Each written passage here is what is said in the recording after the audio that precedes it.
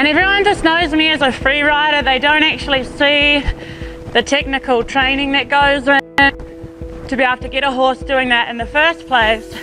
That horse has to be so obedient to what you're asking of them.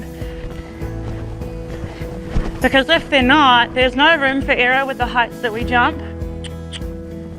It's just about to fall off. There's no room for error. I don't want to lose my horse's trust or confidence. I don't want to lose my confidence. People say, oh, you're a reckless jumper, Alycia, look what you do with the heights.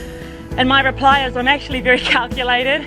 I'm not a reckless person. I'm afraid of heights, actually. This one's just a bit low as well. I'm okay if I'm on my horse, but off my horse I'm petrified of heights. Quite funny.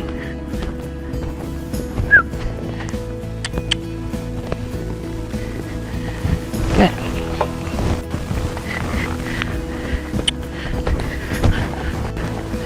So again, all I care about is that my horse listens and goes forward with me. Half halt, half halt, half halt. I've got to keep him straight throughout the jumping and not let him twist and turn. Good.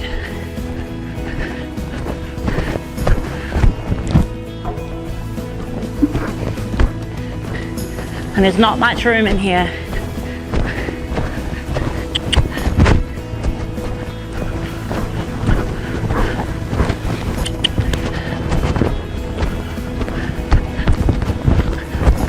My safety on the cross country I'm doing 3 and 4 start cross country, bareback, often with no bridle. People sometimes call it crazy and careless. It's very calculated. Both of our safety depends on us being so in tune with each other that we can come into,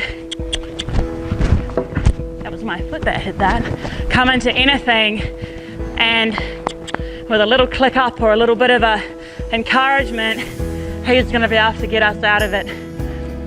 If I tell this horse go, he knows that he can trust me because I've never put him wrong. Should be able to halt. Again, that was my foot that's touching it because we're so close. Should be able to halt and get energy and from nowhere. Good. Good. And all it is that basic teaching the horse to go forward, teaching the horse to stop whenever you say, not 10 strides later, because as the jumps get up, as the technicality of them get harder, there is no room for error. And that's why so far to date, and I pray it continues that way, I've never had a major accident on a horse, because I've always ensured that we train so much harder at home than what we need to when we're out on the course. So many accidents are completely avoidable. Good.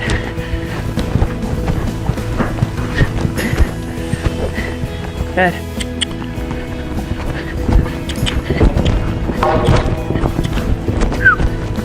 Good. Good. And your horse doesn't have to be naturally nifty or naturally handy or good on their feet. Gold Rush didn't start until he was 7 years old. Every thoroughbred I've had off the track, and I've trained more than 250 now to jump, came with hanging legs, corkscrewing, leaping, dog stopping, you name it. That's the problem that they had.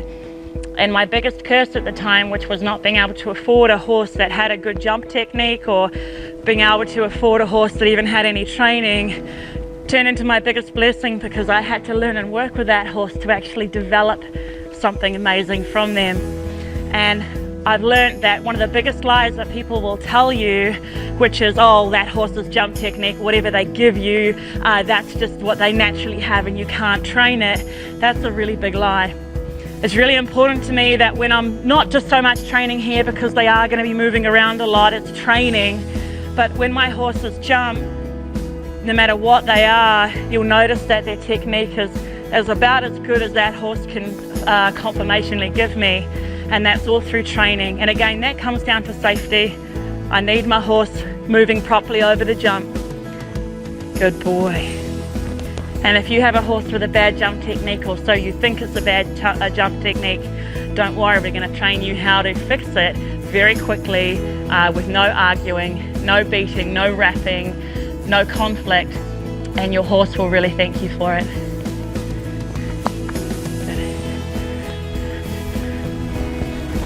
Oh, that was freaking amazing. Good boy.